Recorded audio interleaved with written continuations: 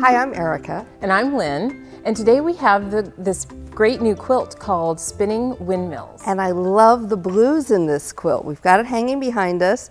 I think it would be a great baby quilt, but you could do it in any color combination. I think I'd still love it. Right, we were saying that pink's definitely for a baby. Absolutely. You could do a red and white or a green and white. That'd be great too. Yeah. Seasonally, you could have all different ones. Right, and I think you could really use the signature block if it was a baby quilt, and everybody could sign their names or put a little message in there for this. Great idea, I love it. Well, this is made using our cube and companion, right, Lynn? That's correct, yes, and this is the 8-inch, but you could really size this up or size it down and use any of the other sizes too. Great tip.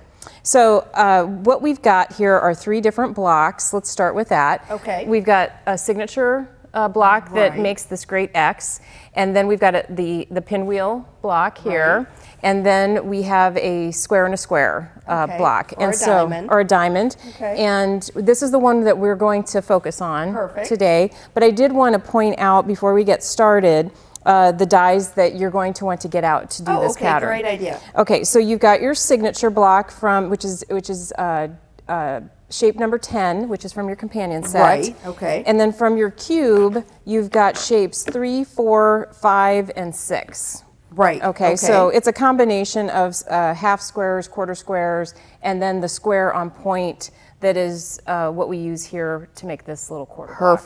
Perfect. And we're going to make that one, but I think you had some tips for us on that windmill block, right? All right, so we were talking about this because in looking at this without reading the pattern, but of course you want to start with the pattern, we were like, oh, how does this block go together?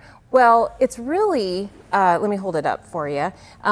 It's actually pretty easy. So what you're going to want to do is you are going to work with the quarter blocks. So you'll sew these two quarter squares together. Got it. And then you just sew this bigger half square to it.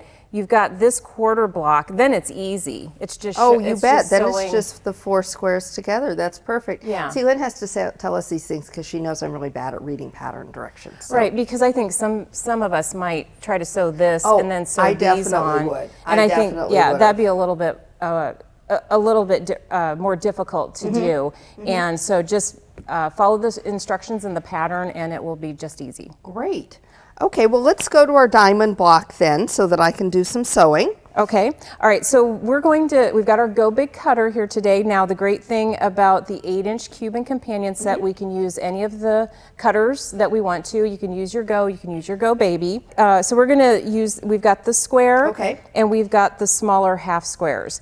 And the great thing about this is with your center square on point with 4 layers, and I'm going to put these on the lengthwise grain. You can cut one block all at one time. Oh, perfect. And then with your half squares, we will need to make 2 passes with this. We've got 4 layers here. Okay. So we'll cut that, and we'll get with 2 passes of 4 layers, we will have enough to create the entire block. Perfect. So pretty easy and very fast.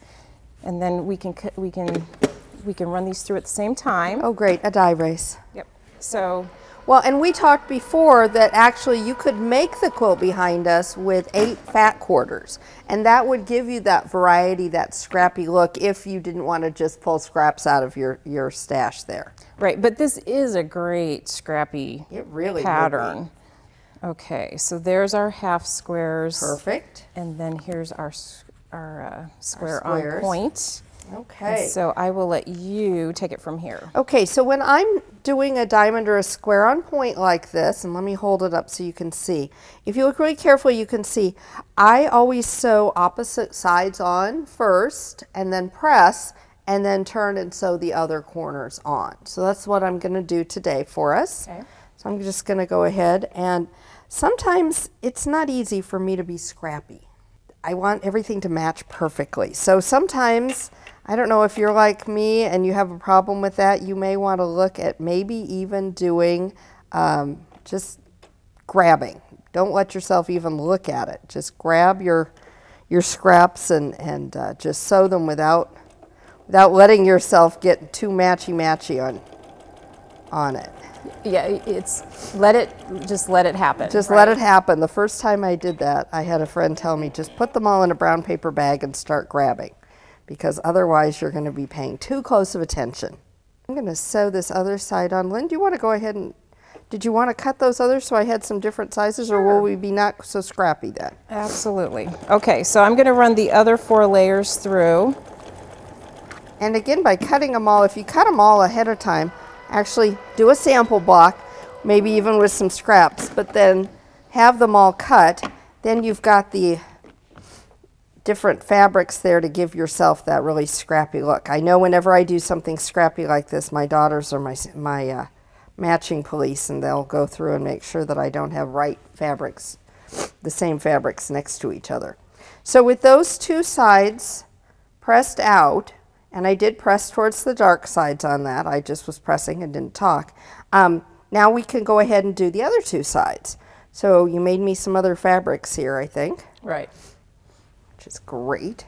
Okay, so I want to talk about the Go Big for a minute here, and how for those of you that have it, I'm sure you already love it, and for those of you that are thinking about getting it, it is so fast, and it makes it super easy. If you, I mean, it just really is amazing where you don't have to actually sit there and roll it, and how much time it saves. That was so fast with doing the 2 at once too, and that's another great thing about the Go Big. I think with those smaller dies, you can actually put those 2 through at the same time, and then you could be getting something else ready. That's right, and then also, I always like to mention about the dog-eared corners on these triangles. You know, and that's a really good point. And, right. And if we can get a good picture of that in for you, when you put these other 2 on now, you can see those are matching up exactly on those sides. And that is really helpful to get that perfectly centered for yourself. It's like a roadmap. It tells you exactly where you need to go. And that's a time savings too. If you're not stopping and pinning, you're able to just keep on chain piecing. Even me, who you know loves to pin, I wouldn't pin on this at all. There's really no need. So again, now I'm going to go ahead and press these towards the dark side, and they're just lining up perfectly, and I don't have to go back in. I don't have to trim those little dog ears. They're there ready for me. And then with those 4, it's really easy then to go ahead. Oh, let's see. Let's turn it around a little bit. There you go. Okay. That looks good. And make sure that we're scrappy here. Mm-hmm. And we could sew these 2 together. Then we'd be able to sew these 2 to the bottom 2, and we'd have our block done. Right, and then just follow the rest of the instructions. Absolutely. To put the entire top together, and then you can quilt it as you like. That's right. You can download this pattern at AccuQuilt.com. And we'd love to see your version of this posted. We'd also like to see any other versions that you come up with.